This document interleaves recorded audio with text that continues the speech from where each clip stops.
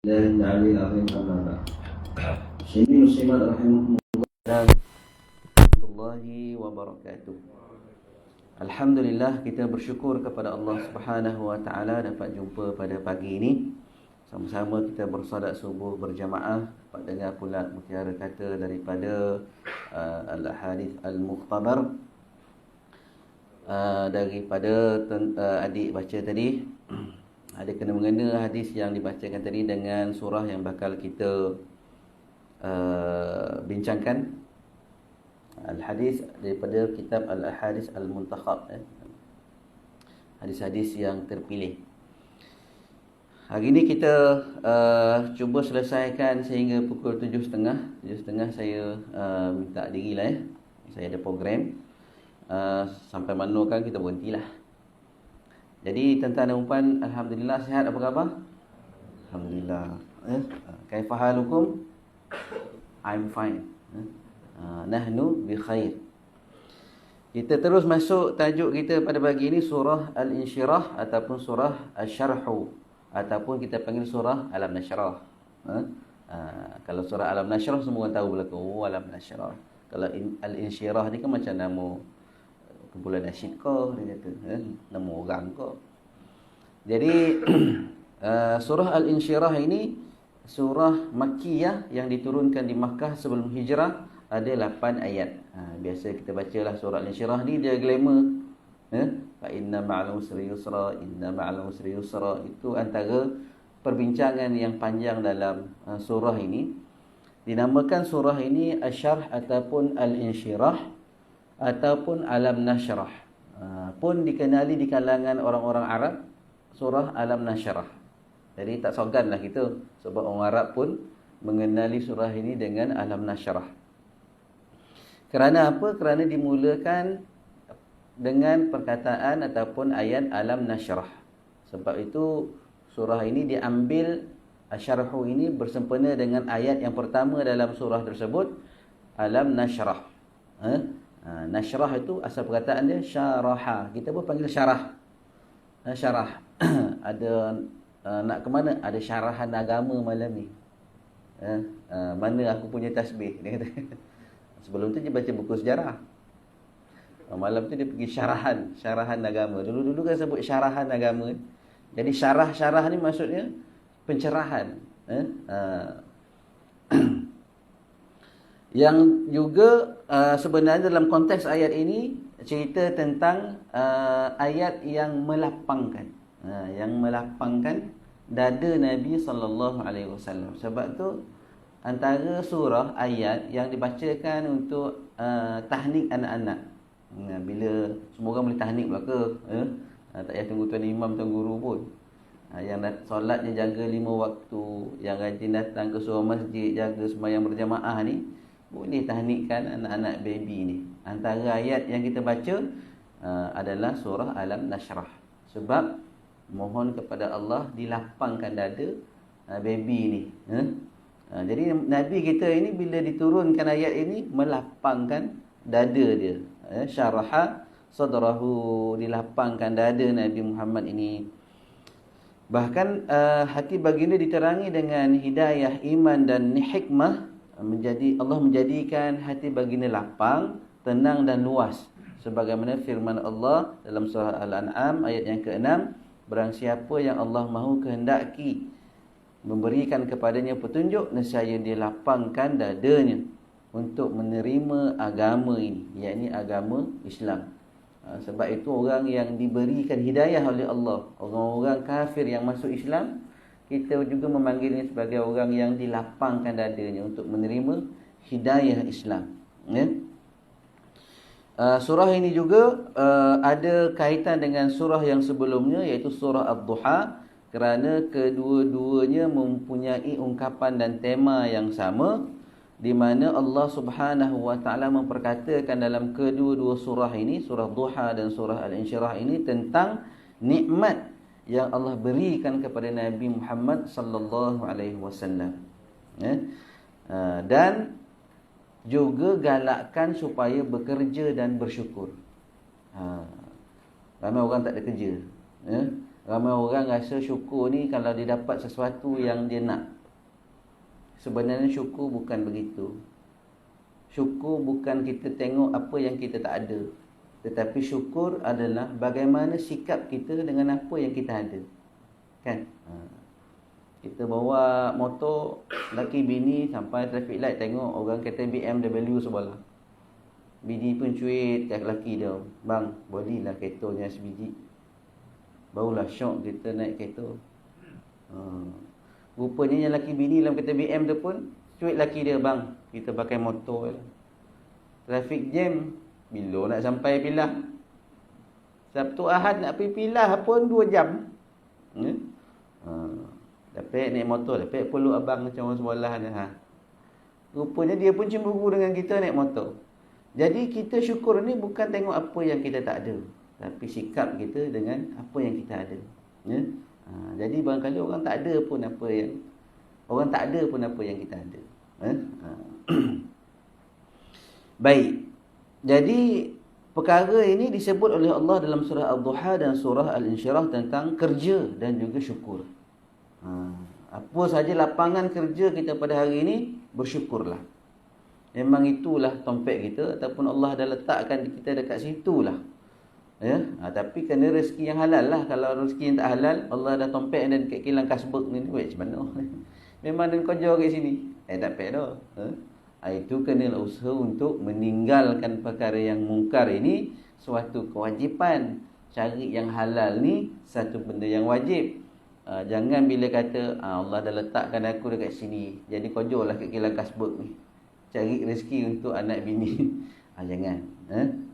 Jadi apa juga lapangan kerja kita sekarang ini, semuanya menjadi medan dakwah. Kerja hantar barang ke, kerja kita kat kilang ke, kerja kita kat government ke, kalau kita jaga hak Allah, kerja kita itu akan menjadi dakwah kepada orang lain. Kita amanahnya, kita cakap benarnya, kita jaga hati pelanggan, kita tepati masa, waktu semayang pun kita semayang. Semua itu bakal menjadi medan dakwah kepada orang lain. Sebagaimana kata Nurmagomedov, Khabib Nurmagomedov. Dia kata apa satu ketika bila dia kalahkan si Conor McGregor itu, bukan hari itu, 2 tahun lepas. Last lepas tu dia tak lawan. Dia kata musuh-musuhmu ataupun orang bukan Islam, dia tak baca hadis dan dia tak baca Al-Quran. Dia hanya melihat Islam pada dirimu. Jadi apa saja lapangan kerja kamu, jadikanlah itu suatu medan dakwah. Buatlah yang terbaik, jagalah hak Allah, kerana di situ ada Islam. Orang memandang Islam pada dirimu sebab mereka tak baca Quran, mereka tak baca hadis. Mereka baca Islam pada diri anda semua. Kalau anda bagus, anda berakhlak dengan akhlak yang mulia, anda jaga hak Allah Subhanahu wa taala, maka di sana orang akan dapat lihat Islam yang sangat cantik. Tapi kalau kita yang jadi fitnah kepada agama ini, samalah kita macam lalat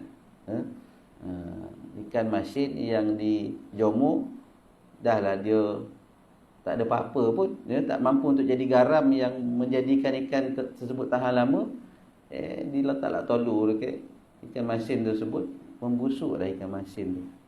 Jadi kita kalau akhlak ni akhlak yang mazmumah, akhlak tak elok, akhirnya Islam pun dilihat tak elok. Oleh itu sebahagian ulama salaf berpendapat kedua-dua surah ini merupakan satu surah saja tanpa diselangi dengan perkataan bismillah, tetapi yang sebenarnya ia adalah 2 surah walaupun kedua-duanya mempunyai hubung kait yang sama makna. Dan ada berpandangan surah Duha dengan surah Insyirah ni dia satu surah, dia terus saja. Tapi dibahagikan kepada 2 surah. Itulah pendapat yang as-sah lah. Baik, tema surah ini masih lagi bercerita tentang kepribadian Nabi SAW beserta pelbagai nikmat yang dianugerahkan oleh Allah yang menyebabkan dia berhak dipuji dan disyukuri. Yakni Allah Subhanahu wa taala bila bagi banyak nikmat kepada kita, layak sangatlah Allah itu dipuji dan disyukuri.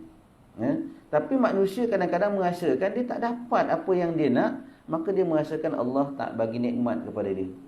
Kenapalah Allah tak bagi aku kerja macam orang lain? Kenapalah Allah tak bagi aku zuriat? Kenapalah Allah tak bagi aku sihat? Kenapa Allah bagi aku sakit? Kenapa orang lain sihat? Kenapa orang lain tak kena COVID? Kenapa aku kena? Dia asyik menyalahkan Allah Subhanahu Wa Taala, pun tidak boleh menerima apa yang Allah bagi kepada dia, merasakan Allah zalim sangatlah pada dia. Orang lain semua kaya, berjaya, sihat, lawa. Kenapalah aku tak jadi macam tu? Tanpa dia menyedari banyak nikmat yang lain yang Allah beri kepada dia, yang orang yang dirasa berjaya tu saya sebut tadi tak dapat pun nikmat itu. Umpamanya orang lain kereta besar tapi tak ada anak. Orang lain perniagaan dia berjaya tapi rumah tangga dia kerja kacik. Orang lain perniagaan dia berjaya tapi pukul 1 malam mesyuarat lagi. Kita dah leno lah. Sebab bagi tak payah pening kepala, sebab bagi rehat tidur lah. Contohlah, tenang hati dia. Sebab bagi awal-awal pagi bangun dah dapat agak surau. Ada orang waktu sekarang ni tuan-tuan, tengah highway, tengah porah kereta, tengah porah enjin motor dia, untuk pergi mendapatkan sesuap rezeki. Tak sempat pun untuk dia bersama-sama dengan kuliah kita pada pagi ni. Jadi nikmat Allah ini sangat banyak, yang kadang-kadang saya kata tadi, kita kurang bersyukur sebab kita tak dapat apa yang kita nak. Kalaulah semua orang dapat apa yang dia nak, barangkali lenganglah rumah Allah Subhanahu Wa Taala ni. Semua dah dapat apa yang dia nak lagi, tapi dari kerana kita tak dapat, maka ramai yang datang minta lagi, minta lagi, minta lagi. Jadi Allah tangguhkan, Allah tangguhkan, Allah tangguhkan. Bukan Allah tak bagi, tapi Allah lebih mengetahui. Kalau bagi sekarang, semua lipat diri belaka. Semua tak duduk sini dah, semua nak pergi duduk dekat UK. Semua nak misalji sekarang. Contohlah. Baik, jadi surah ini mengandung 4 perkara yang utama dalam surah Al-Insyirah. Yang pertama, Allah jelaskan 3 nikmat yang dianugerahkan Allah kepada Nabi Muhammad, iaitu lapang dada. Alam nashrah laka sadrak. Bukankah kami, yakni Allah, yang melapangkan dadamu? Nashrah sadrak, kami telah lapangkan dada kami. Yang kedua, membersihkan Nabi daripada dosa dan noda. Maksum. Bahkan Nabi dikatakan 4 kali ataupun 5 kali syaq sadr, dibelah dadanya, termasuk dalam konteks Nabi pergi Isra wal Mi'raj. Sampai-sampai je Jibril terus belah dada Nabi. Sebab tu hadis yang dibacakan oleh adik tadi, Al-Quran ini untuk menguatkan iman, melapangkan dada, menguatkan kita punya rohani bila baca Al-Quran ini. Jadi Al-Quran ini ada syifa, ada nur, ada hikmah, ada nusrah, macam-macam yang terkait dengan Al-Quran akan jadi power, akan jadi bersih, akan jadi lapang, akan jadi tenang. Itu kehebatan Al-Quran. Sebab itu dengan Al-Quran dilapangkan dada Nabi ni. Siapa yang sesak dia punya dada dia, baca Al-Quran. Tapi kalau sesak poket dia, pergilah kojo. Tak dapat lah baca Quran, setiap hari kojo malah. Sesak betul dia rasa, memanglah tak nak kojo. Baik, yang seterusnya, Allah menjanjikan, yakni dengan mengangkat kedudukan Nabi SAW di dunia dan di akhirat. Lapang dada, ampun dosa, angkat kedudukan Nabi di dunia dan juga di akhirat. Yakni dalam surah Al-Insyirah ayat 1 hingga 4, Allah menceritakan ataupun menyatakan, bukankah kami, alam nashrah laka sadrak, bukankah kami telah melapangkan dadamu, wa wada'na anka wizrak, dan kami lepaskan kamu dari bebanmu, alladhi anqadha dhahrak, yang memberatkan pundakmu. Yang ni pundak ni, yang memberatkan kita punya bahu ni. Dan kami julangkan, wa rafa'na laka dhikrak, kami julangkan, yakni kami masyhurkan sebutan namamu. Tengok, Sebab itu nama Nabi ni masyhur sampai seantero dunia. Nabi dah tak ada pun orang tetap sebut nama dia. Ini merupakan nama yang barakah. Bahkan tidak ada nama Muhammad sebelum nama Nabi. Sebelum Nabi lahir, tidak ada seorang pun bernama Muhammad. Sedangkan perkataan ha mim dal ini perkataan yang glamour di kalangan orang Arab. Dia bermuji, dia panggil orang Hamid, ada nama Humaid, ada nama Hamdan, macam-macam. Tapi Allah jaga nama Muhammad ini sampaikan tak ada seorang pun nama Muhammad. Nabi lahir, bawa Abdul Muttalib letakkan nama Muhammad yang terpuji. Subhanallah. Sedangkan bukan tak tahu orang Arab, boleh je letak nama Muhammad, tapi semua orang bolehkan jadi tak letak pula ataupun tak nak, tak tergerak hati mereka untuk meletakkan nama anak cucu mereka Muhammad. Ini Allah pelihara. Bahkan bila ada saja nama Muhammad, maka berderitlah selepas itu dan terjagalah nama Nabi ini sampailah hari kiamat. Allah menjanjikan kepada baginda untuk menyenangkan perkara yang susah, menyelesaikan kerumitan dan menghapuskan ujian yang berat dan memberikan kabar gembira kepadanya tentang hampirnya kemenangan baginda terhadap pihak musuh. Jadi ketika itu Nabi dalam keadaan di Makkah ni, kita faham orang-orang Arab Quraisy ketika itu dengan himpitan, pemulauan, fitnah, kezaliman yang dilakukan kepada umat Islam. Belum hijrah lagi, Nabi dah macam-macam kesulitan yang tertimpa atas diri dia, sampai sesak nafas dia, sampai stres lah dia. Kemudian Allah turunkan surah Alam Nashrah ini, terus lapang hati Nabi. Dan tambah lapang lagi bila Isra wal Mi'raj, Nabi bertemu dengan Allah, berjumpa dengan para Nabi yang lain, dan melihat sendiri syurga dan neraka. Sebab itu bila Nabi wafat, Nabi tidak meninggalkan lebih daripada 7 dinar pun. Nabi tak heran pun dengan dunia yang fana ini. Nabi memilih untuk bertemu dengan Allah Subhanahu Wa Taala. Bayangkan, Nabi dah tengok sendiri syurga dan neraka serta isinya. Sudah barang tentu kalau kita mengimani perkara ini, kita juga tidak akan melekat dunia pada hati kita, sebab kita merasakan, kita berkeyakinan bahawa ada satu dunia lagi, satu alam yang lebih kekal, yang lebih dahsyat, yang lebih perit, sama ada bahagia ataupun sengsara. Jadi berbahagialah atas dunia ini dengan harta dan juga amal yang kita serahkan kepada Allah Subhanahu Wa Taala. Ayat yang saya baca tadi, ya ayyuhalladzina amanu hal adullukum ala tijaratin tunjikum min adzabin alim. Wahai orang-orang yang beriman, hendak tak aku tunjuk kepada kamu satu perniagaan yang akan mencegah ataupun menjaga kamu daripada azabun alim, azab yang pedih.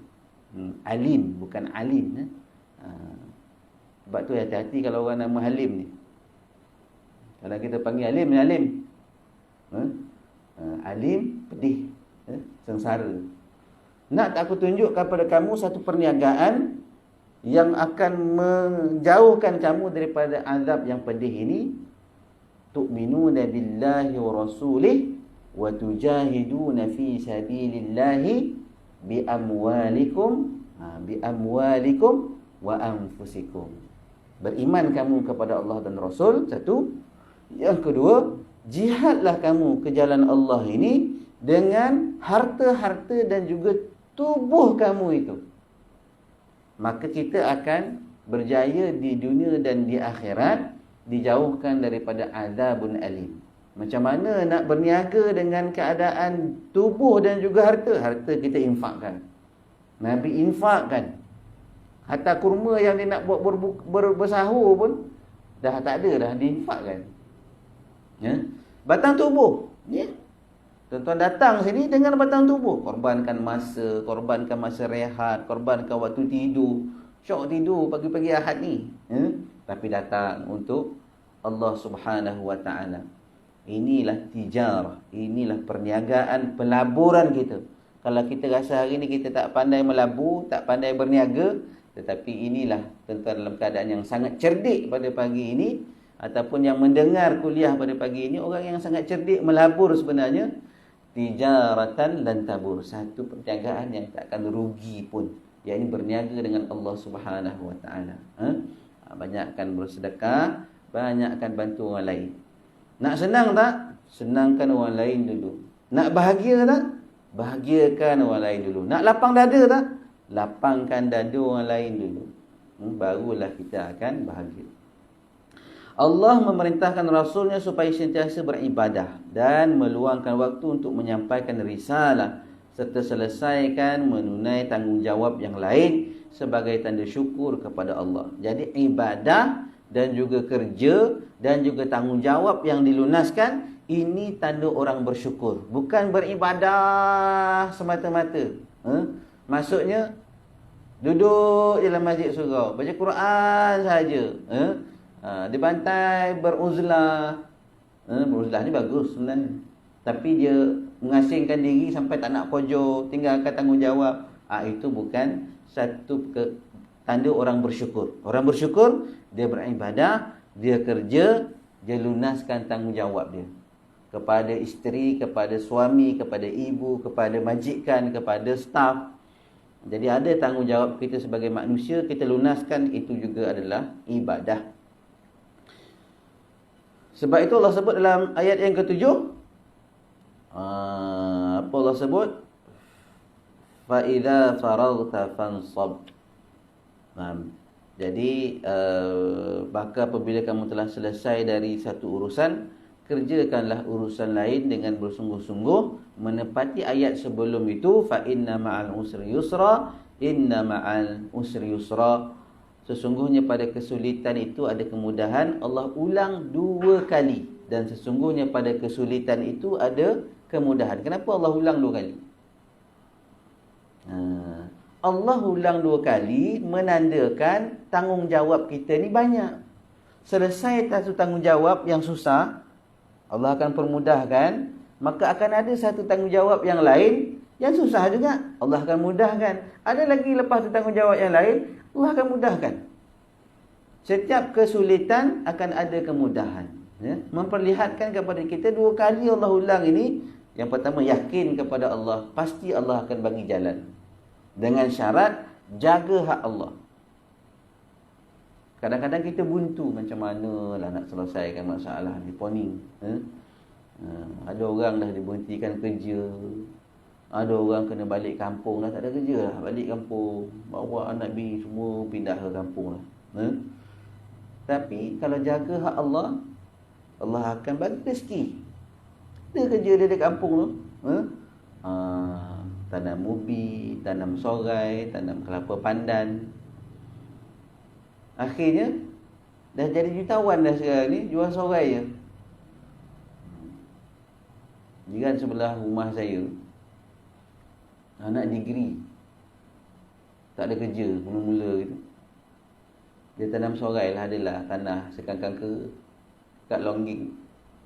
Dia tanam sorai, sebab sorai ni senang tanam. Lepas tu sorai ni dia tak ada musuh sangat. Koro pun tak usik, babi pun tak berapa nak suka. Dia usik juga lah.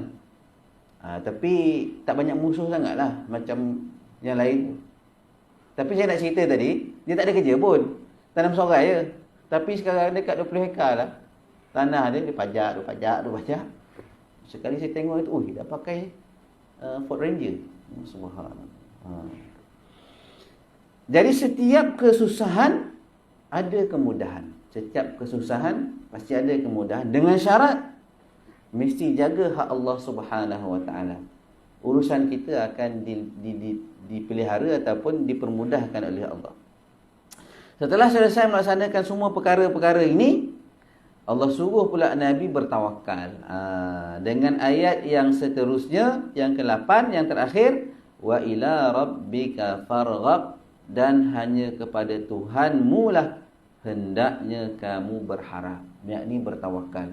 Banyakkan kita punya tanggungjawab, banyakkan kita punya kerja, kesusahan, yang penting mesti diselesaikan dengan usaha kita yang mapan, Selepas itu kita bertawakallah kepada Allah Subhanahu Wa Taala. Tapi kalau tak ada usaha, kita tawakal lah. Kan datanglah joki. Tak dapat dah. Mesti ada usaha.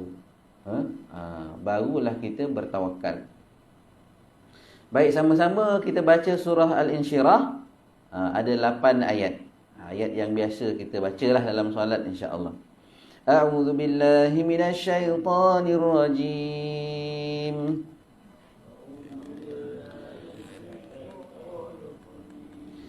Bismillahirrahmanirrahim. Alam nashrah laka sadrak. Jadi ha gulung dengan ha qadih itu kita bezakan, ya. Nashrah. Wa wada'na 'anka wizrak alladhi anqadha dhahrak wa rafa'na laka dhikrak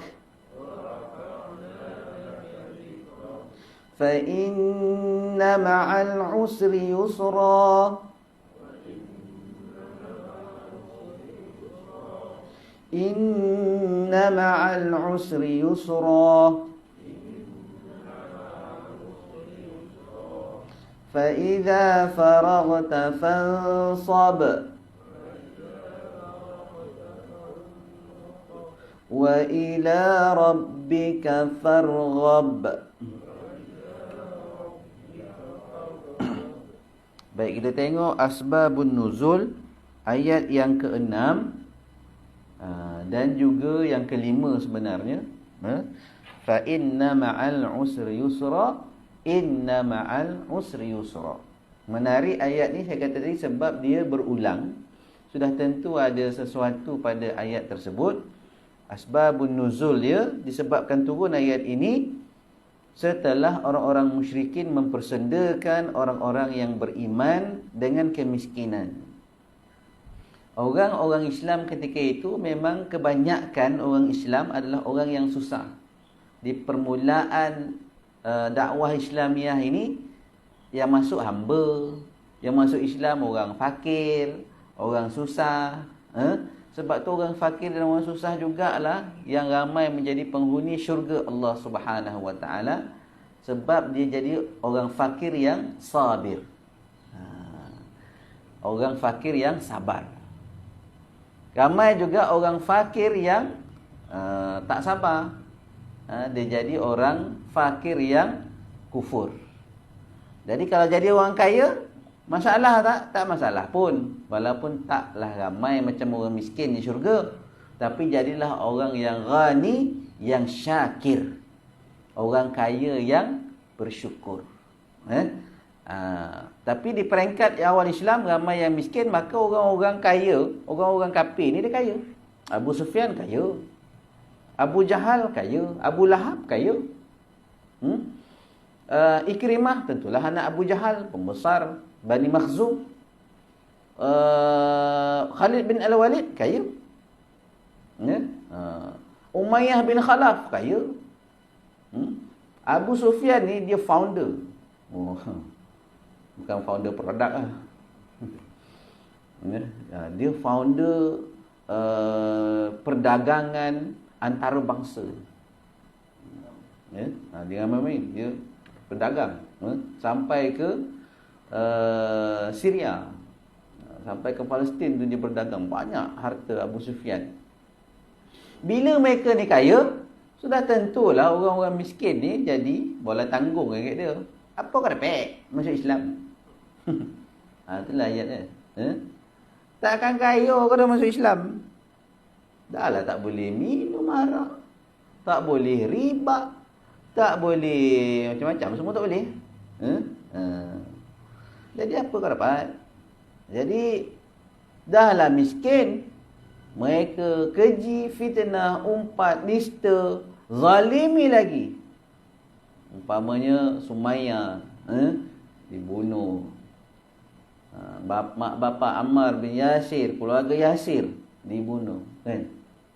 Sabarlah keluarga Yasir. Siapa nama Yasir di sini? Saya sabar. Jadi bila susahnya orang Islam ketika itu, bukannya Nabi saja, orang Islam semua dalam keadaan susah, dipulaukan. Kabilah Abdul Muttalib ketika itu dipulaukan. Tepung tak masuk, beras tak masuk, minyak tak masuk. Mereka kena keluar daripada kampung untuk dapatkan tepung, tapi mereka tak nak, orang-orang kafir ni tak nak jual. Walaupun yang datang nak beli tepung itu adalah kabilah daripada Bani Hashim atau Bani Abdul Muttalib yang bukan Islam pun, tapi mereka tak nak jual. Ketika itu, siapa saja yang kabilah Bani Hashim dan Abdul Muttalib walaupun tak Islam, dipulaukan. Nak beli juga, harga 3 kali ganda. Sampai kan ada orang yang kasihan bawa susuk masuk tepung ke kampung Abdul Muttalib ini untuk jual ataupun bagi. Mereka buat satu perjanjian pemulauan kepada Nabi orang Islam dan juga Bani Hashim, dan mereka gantungkan dalam Kaabah. Pemulau itu berlangsung, ada yang kata 3 tahun, ada yang kata 2 tahun. Dipulaukan. Nak makan tak boleh. Ketika itu kita melihat bagaimana Khadijah binti Khuwailid yang mengorbankan hartanya untuk bantu orang Islam. Khadijah orang kaya. Dia pun founder juga. Jadi bila dalam keadaan susah seperti itu, Allah Subhanahu Wa Taala, Allah tak adalah bagi selepuk nak duit. Nah, unta 100 ekor. Tak ada. Allah sedang uji sekarang ni, Allah letakkan dalam hati orang beriman, fa inna ma'al usri yusra. Pujuk Nabi, pujuk hati orang beriman ni, sabarlah. Anak kita pun dalam keadaan susah tu, kita kena sabar kan dia. Memang sekarang ni susah. Sekarang ni belajar memanglah. Nak kena pergi sekolah, nak kena itu, kena buat assignment, kena ini, kena itu. Memang susah belajar ni. Tapi kalau tak nak belajar, lagi susah menanggung kebodohan akan datang. Jadi biarlah susah pada hari ini untuk mengeluarkan diri ini daripada kebodohan, daripada menanggung nanti kesusahan kerana kita dalam keadaan jahil. Jadi biarlah kita susah atas dunia ni, dalam keadaan kita berpagi-pagian datang ke surau. Bukan semua orang boleh buat. Nak siap, nak datang awal, nak duduk pula lepas tu. Orang lain dah makan, perut ni pun dah berkeroncong dia. Susah tak? Susah. Bukan semua orang boleh buat. Kenapa kita buat? Hal adullukum tijaratin tunjikum min adzabin alim. Tu'minuna billahi wa rasulih wa tujahiduna fi sabilillah bi amwalikum wa anfusikum. Kuliah kita ni sampai 10 pagi ni. Tak ada sarapan. Katalah macam tu. Mujahadah. Contohlah. Tapi kita je seorang kan, terberhenti. Tuan-tuan dan puan sekalian, kalau itulah kesusahan yang kita hadapi sekarang ni, sikit sangat. Nak compare dengan kesusahan umat Islam awal di zaman Nabi SAW, yang sebahagian daripada mereka kita panggil sebagai as-sabiqun al-awwalun. As-sabiqun al-awwalun ada 40 orang di zaman awal Islam, yang itulah orang yang mula-mula sekali menerima Islam. Di kalangan 40 orang itu disebut sebagai orang yang asyara mubasyirin bil jannah. Daripada 40 orang ini, ada 10 orang yang confirm masuk syurga tanpa hisap. Yang 40 orang pun masuk syurga. As-sabiqun al-awwalun nak menyatakan ada 40 orang yang di awal peringkat Islam ni.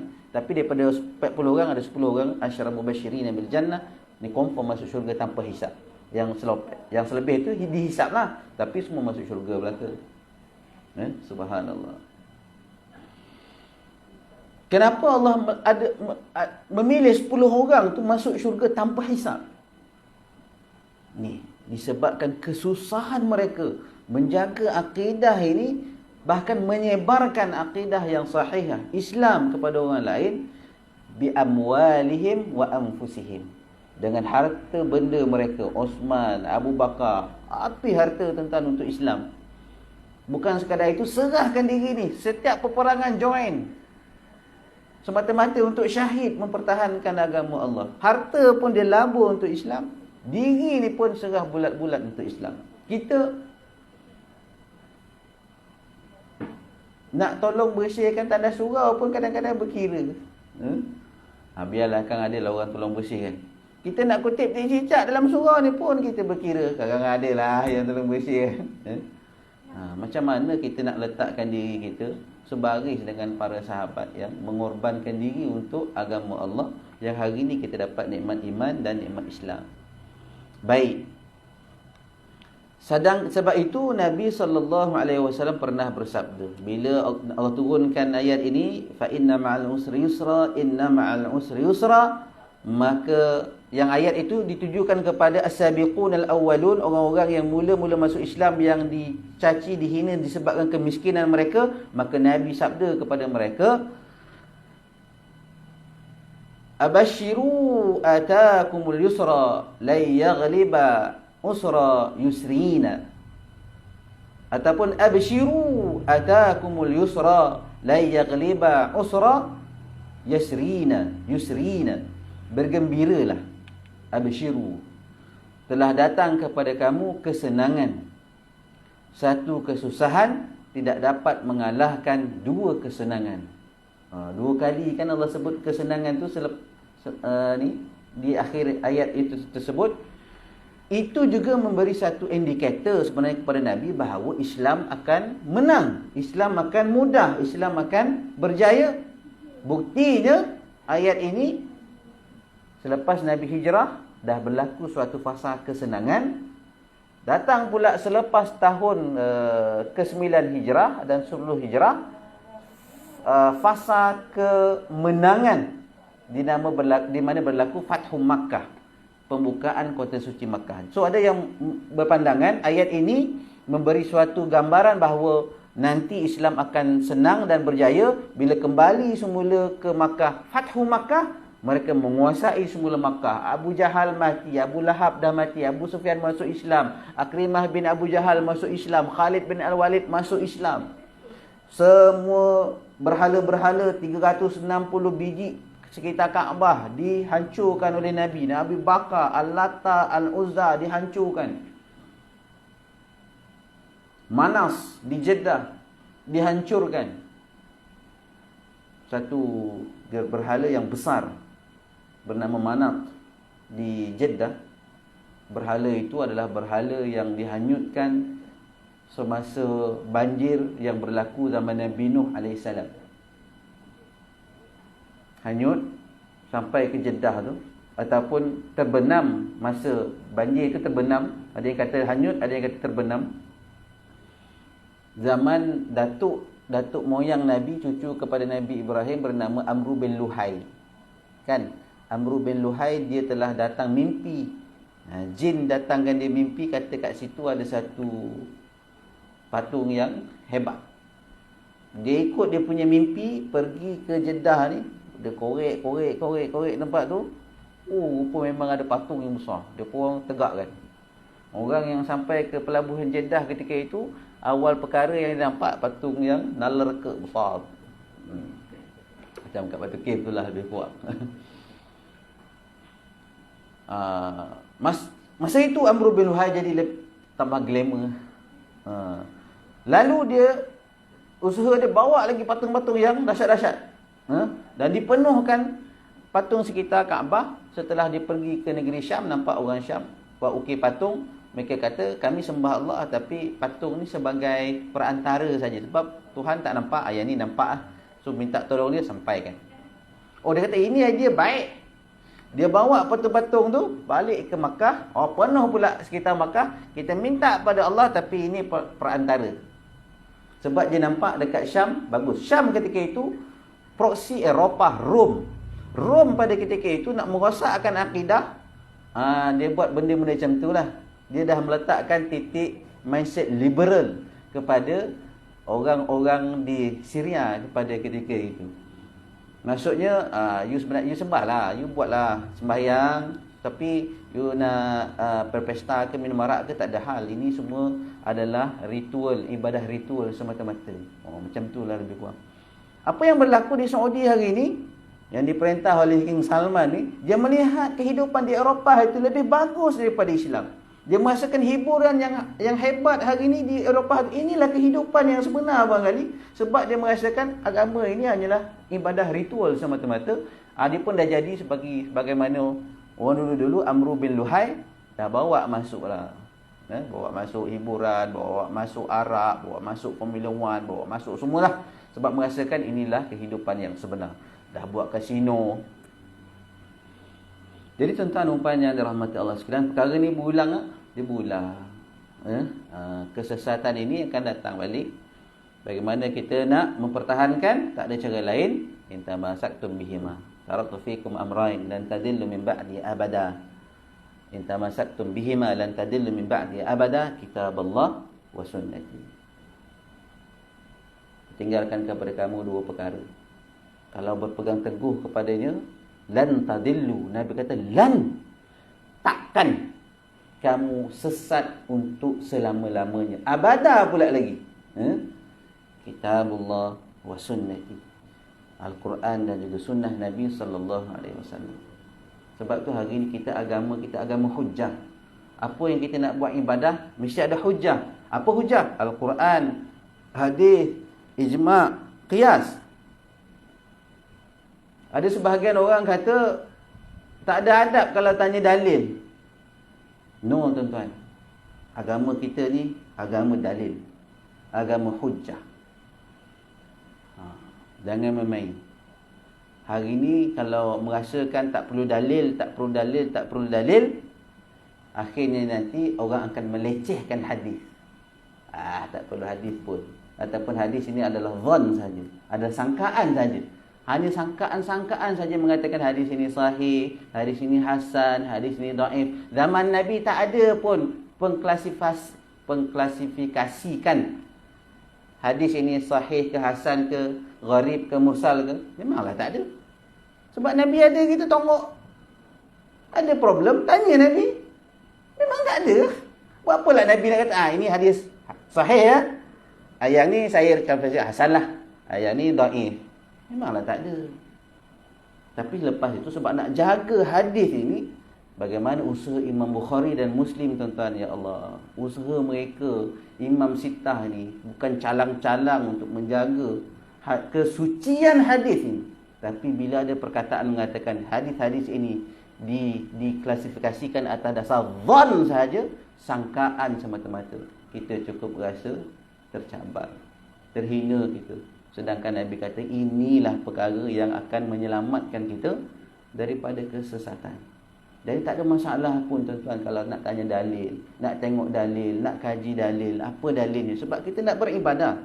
Ibadah kita syarat penerimaan je dua sahaja. Yang pertama ikhlas, yang kedua mutaba'ah, ikut sunnah, ikut Nabi SAW. Kalau tak ada dalilnya, kita boleh tanya, kita boleh ragui mana datang amalan-amalan seperti ini. Jadi kembalilah kita kepada Allah dan Rasul. Sebab kalau kita just merasa-rasakan, ikut-ikutan saja, no, kita dah sampai ke tahap hari ini, semua orang dah celik, kita nak tahu apa dalil kita buat sesuatu yang ibadah.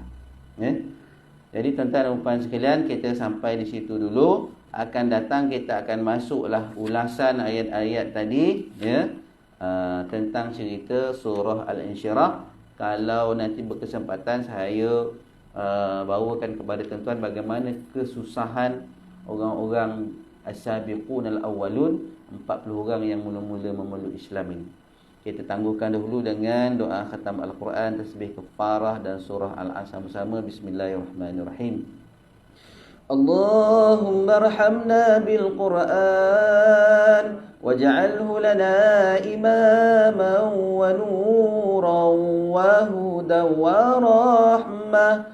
Allahumma dhakkirna minhu ma nasina wa'allimna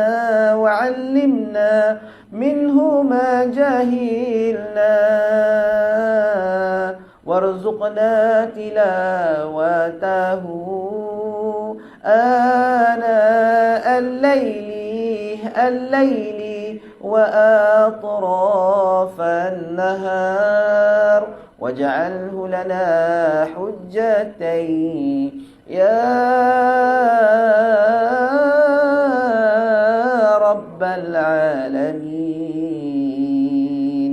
سبحانك الله وبحمده سبحانك الله وبحمدك أشهد أن لا إله إلا أنت أستغفرك وأتوب إليك. والعصر إن الإنسان لفي خسر إلا الذين آمنوا وعملوا الصالحات وتواصوا بالحق وتواصوا بالصبر. السلام عليكم ورحمة الله وبركاته.